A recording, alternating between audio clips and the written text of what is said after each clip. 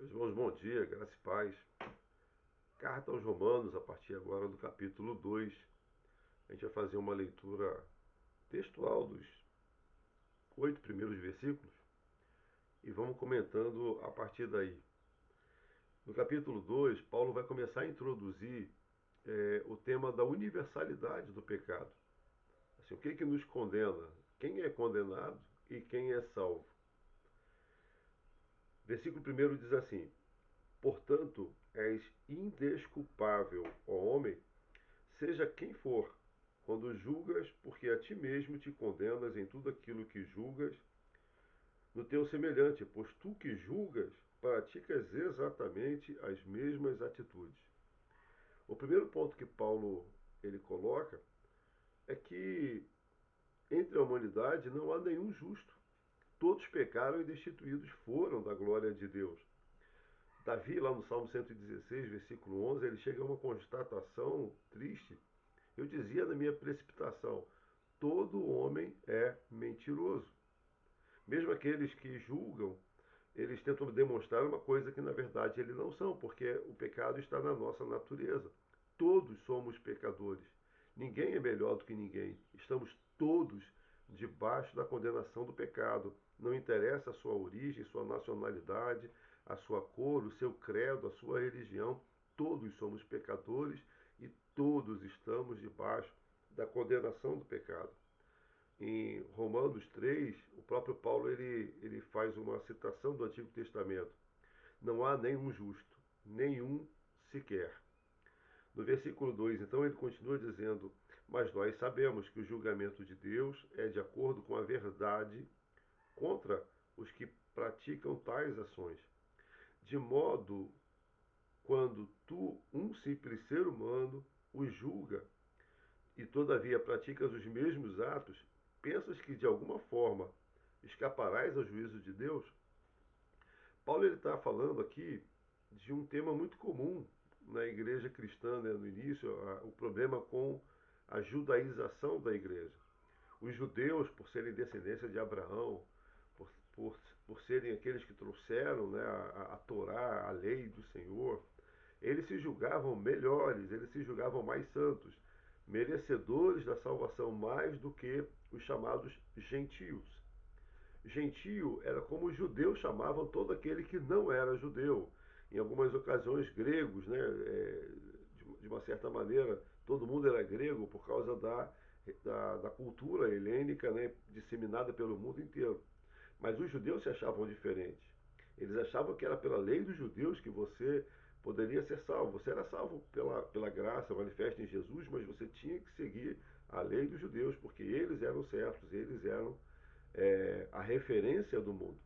E Paulo vem dizer que não é pela religião que você é salvo. E essa discussão ela nos traz hoje essa visão atual. Muita gente acha que vai ser salvo pela religião. Muita gente acha que vai ser salvo porque seu nome está escrito lá no hall de membros, porque tem lá o nome na fundação da igreja ou coisa parecida. Não, amados, nós não somos salvos pela nossa religião. Aliás, nós não somos salvos por nenhum ato praticado por nós mesmos, porque sendo nós injustos, não há nada que possamos fazer que venha mudar a nossa situação diante de Deus. E Paulo vem falando sobre isso nos versículos seguintes. Versículo 4: Ou porventura desprezas a imensa riqueza da bondade, tolerância e paciência, não percebendo que é a própria misericórdia de Deus que te conduz ao arrependimento? Ou seja, a gente não é salvo pelos nossos méritos, não somos salvos pelas nossas ações. Nós somos salvos pela graça, por meio da fé. E isso não vem de vós, é um dom de Deus, é um presente de Deus, é um movimento de Deus em relação a nós e não o contrário. Verso 5: Entretanto, por causa da tua teimosia e do teu coração insensível, e que não se arrepende, acumulas ira sobre ti no dia da ira de Deus, quando se revelará plenamente o seu justo julgamento. Paulo agora está dizendo: olha, Deus ele é amor, Deus ele é graça, Deus é misericórdia, mas ele também é justiça. Tem uma citação que eu acho muito interessante que diz o seguinte: olha, você não vai para o inferno por causa daquilo que você fez. Você vai para o inferno é por causa daquilo que você deixou de fazer. E é uma verdade. Já que todos somos pecadores, nenhum de nós merece a salvação. Mas Deus manifestou a sua graça a nós através de seu Filho Jesus Cristo. Nos anunciou o Evangelho, nos abriu uma porta. E cabe a nós entrarmos nela através da fé. E quando nós não queremos, então você não deixa de alcançar a salvação pelo que você fez, mas pelo que você deixou de fazer, quando Deus deu a você essa oportunidade. Nos versículos seguintes, Paulo fala dessa justiça de Deus. Deus retribuirá a cada um segundo o seu procedimento. Ele concederá a vida eterna aos que, perseverando em fazer o bem, buscam glória, honra e imortalidade. Por outro lado, reservará ira e indignação para todos os que se conservam egoístas, que rejeitam a verdade e preferem seguir a injustiça. Deus ele nos proporcionou a sua graça, independente de quem você é, independente de onde você veio, independente de onde você esteja ou o que você esteja fazendo. Quando o pecado entrou na humanidade, ele nos igualou a todos. Não há diferença entre nós. Não há justo entre nós. Não há judeu, grego, não interessa.